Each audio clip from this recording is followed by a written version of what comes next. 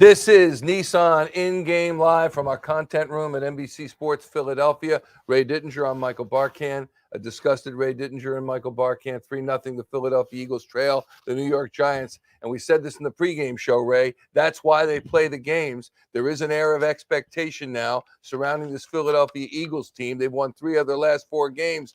And this might have been the worst first half they have played all season. What do you think?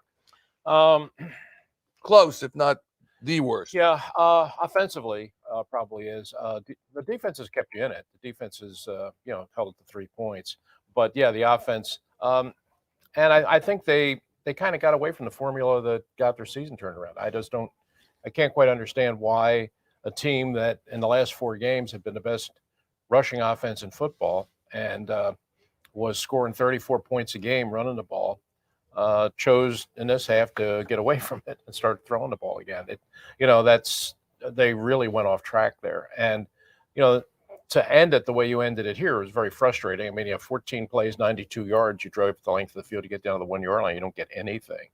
I guess there'll be, depending on how the game comes out, if the Eagles come back and win, not going to be a big deal. But if you come back and you lose it close, then a lot of people are going to ask, why didn't Nick Sirianni kick a field goal at the end and go in at halftime tied 3-3? Yeah, it's a fair question to ask. How would you replay those or do over those final plays in the first half if you had to, which ended up with Jalen Hurts throwing an interception?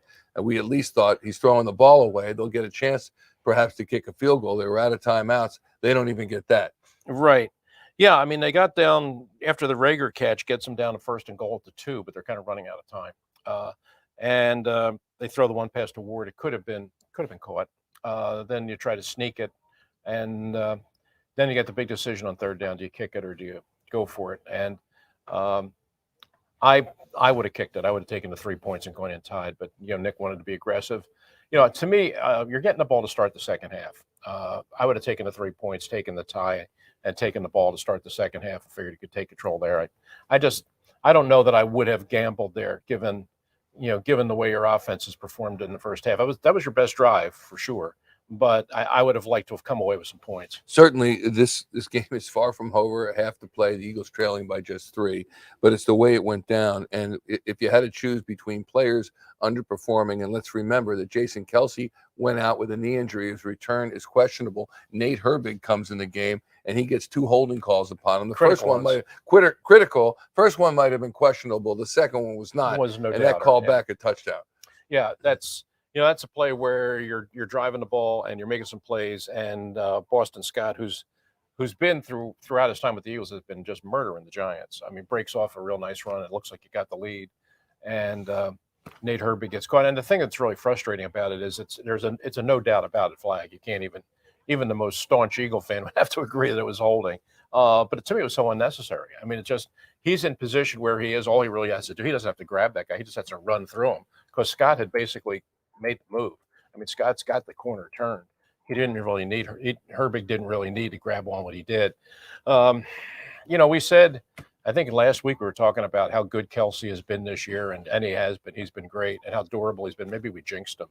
But yeah, I think I said at one point, if you asked me, I think he is the most indispensable guy on the team in terms of what he means on the offensive line and how good he's been playing. I said, if you're talking the most indispensable player, I think it's him. And now we don't know. I mean, we see him on the sidelines. He's standing up. He's watching, but there's no sign of him coming back in the game now. All right, let's talk about something positive. You mentioned the defense. Certainly they hold the Giants to just 3 points. They also hold the Giants to just 1 first down conversion in 6 attempts, and that isn't bad. Your thoughts about the way the defense is pursuing? In some ways, good. I mean, they've kept them off the board, kept them out of the end zone. And the 3rd downs have been really good. The thing that surprises me, and it's been kind of ongoing through the season, is just they don't get to the quarterback, and that's true whether they're playing a really good team or even a team like this. The Giants have not been able to protect Daniel Jones all year. I mean, he's been under duress all year. And I kind of expected the Eagles to come into this game, with some momentum, playing the way they're playing. I kind of thought that the defensive line might have a big game today. And, they're doing some things well. They seem to be controlling the run. Barkley broke 1 run, but other than that, not much. But I would have expected them to to be getting to Jones more than they are. If they're going to win this game, they're going to have to start getting better pressure on the passer. They've got 18 sacks in 11 games. 6 of those sacks came against Detroit. They have 5 games in which they've been held sackless. Without Can you one. figure this out? I mean, with the front that they have? Well, to a certain point, you can say you miss Brandon Graham, and you do. But you've got other guys there that just frankly need to play better. Cox has been, I think we all kind of agree at this point in his career, he's not the Cox of old. He's the Cox of old, but he's not the Cox of old. And Barnett has never, he's an in and out kind of guy. He's not a guy that really gives you big time pass rush. And Hargrave, who started the year really good, I think teams have figured out that if you're going to be doubling inside, you don't really double Cox anymore. You're doubling Hargrave. So he's getting more attention. So it's getting harder for him to get to the quarterback.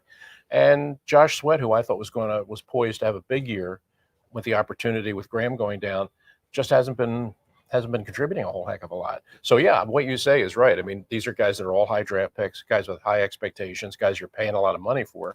But in terms of putting pressure on the passer, they just haven't been all that yet. Yeah. Finally, offense. To finish this up, are you more concerned about the coaching failing to call the right plays or the players failing to perform?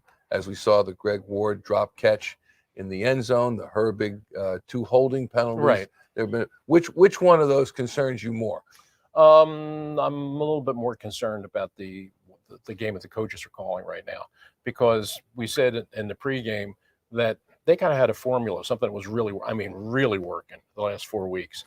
And they've gotten pretty far away from it, especially in a game and against an opponent that you wouldn't really have to. I think I would have come in and I would just continue to run the football. And, Hurts has done, he's made a couple of runs, but he's done the thing that he hasn't really done all year, which is he's thrown interceptions. He's turned the ball over twice. And that's something, all the positive plays he's made, everybody talks about all of that. But one thing that I've really liked is the fact he's never really put the ball at risk. He's good handling the ball. He makes good decisions with the ball. First half today, not so much. You're right. He's got a passer rating, believe it or not, of 27.2. Jalen Hurts, 8 of 15, 73 yards. The Eagles have run it 16 times, including 5 Hurts runs. They've passed it 15 times. So there is that balance, at least in the stat sheet. Yeah, but only because of the last drive. Right. I mean, the last drive, when they actually did take it the length of the field, they started running the ball again, and that's when they moved it. But they had 3 series in between where it was throw, throw, throw. All right, that'll do it for Nissan In-Game Live. When the clock hits 0, we've got Eagles Post-Game Live with Ray, Barrett Brooks, Seth Joyner, all the interviews coming up from the Meadowlands after the third quarter right here in this spot. Seth gives him his impressions on what we're sure will be a huge Eagles lead at that point. We'll see you then.